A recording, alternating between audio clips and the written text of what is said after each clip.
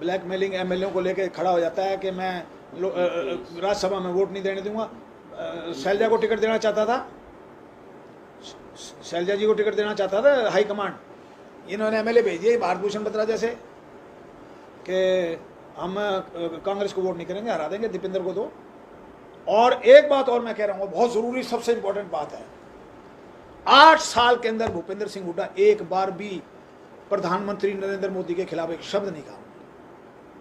एक शब्द कहा हो तो मैं राजनीति से संन्यास ले लूंगा। ये उससे मिला हुआ है, इसके ऊपर 7 मुकदमे बने हुए हैं।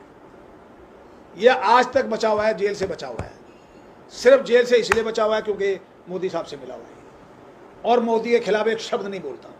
मैं कह रहा हूं ये बात, अखबारों में बता दो, आप सारे जर्नलिस्ट को बता दो, कभी आज तक भूपेंद्र आपकी प्रेस कॉन्फ्रेंस में मोदी के खिलाफ बोला हो? भूपेंद्र हुड्डा ने किसान आंदोलन में एक शब्द भी कहा हो तो मुझे बताओ। इसने किसानों के साथ भी धोखा किया है।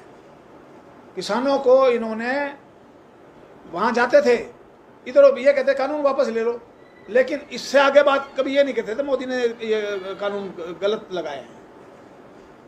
भाई साहब G23 बनाया था इन्होंने। G23 जब तक तो ठीक था, जब तक इसको कुछ नहीं मिला। जिस दिन इसको मिल गया, ये G23 को छोड़ के आ गया। पहले रोज कहता था कांग्रेस में सब ठीक ठाक नहीं है, अब तुझे पावर मिल गई तो कांग्रेस में सब ठीक ठाक हो गया।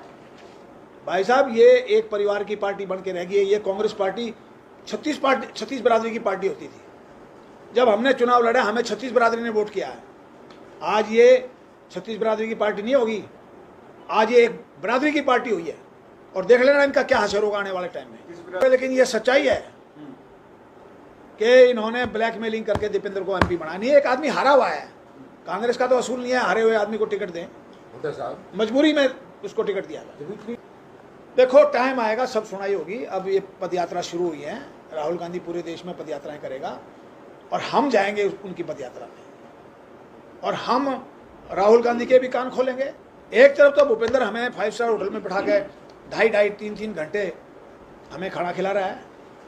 1-1.5 महीने पहले की बात है, ताज मान सिंह में उसने बुलाया मुझे और सुभाष बत्रा को, और 2.5 घंटे तक हमें यही समझाता रहा कि यार तुम मुझे छोड़ के ना जाओ। हमने कहा तेरे से भीख नहीं मांगते हम, मैं नेम धर्म करके कह रहा हूँ जो बात मैंने कहा। मैं कहा अगर हमारे में दम है ना तो हमें आगे ले आना, नहीं तो कोई ज़रूरत नहीं है। और मैं कहा हमारे में दम होगा तो तेरा मुकाबला कर लेंगे हम। अब मुकाबला करेंगे हर हालत में, चाहे कुछ हो जाए। पिछली बार तो इसके फादर ने मेरे आगे हाथ जोड़े थे 2019 में कि मेरे बेटे का सवाल है, और कलोई के अंदर मैंने उसका माइक संभाला था। और जो उनका OSD रह चुका है, जो वहां का रहने वाला है कलोई का, उसको मंच पे नहीं चढ़ने दिया लोगों ने। उसकी हिम्मत नहीं पड़ी वो चौपाल में चढ़ सके, और मैंने माइक संभाल के मैंने सारा मामला संभाला था। तो हमें तो जब ये आके, मैं तो इसको छोड़ गया था 2019 में, और मैं छोड़ के आ गया था। मुझे ने हाथ जोड़ के कहा कि मैं लड़ाऊंगा तुझे चुनाव, तू मुझे छोड़ के ना जा, मेरे बेटे का इलेक्शन है। ऐसे हाथ जोड़े थे, मेरे बेटे का इलेक्शन है, मेरे बेटे को मैं छोड़ के ना जा। और उसके बाद मैं, जब इसने मुझे ना लोकसभा ना विधानसभा टिकट दी, मैं फिर भी छोड़ गया था। फिर यहीं मेरे घर आया वो, और बैठा भी नहीं था, 20 लोग बैठे थे हम, उनके सामने उसने कहा कि कृष्णमूर्ति अगला चुनाव आपको बड़ौदा से लड़ना है। मैंने कहा हुड्डा साहब क्या कह रहे हो, वो 5 बार का MLA कैसे हटाओगे? कहता भूपेंद्र, वो श्री कृष्ण हुड्डा मुझे आगे क्या कह दी, मेरा आखिरी चुनाव था, मैं लड़ लिया, अब मैं दोबारा चुनाव नहीं लड़ूंगा, मेरी उम्र 80 साल हो जाएगी अगले चुनाव तक।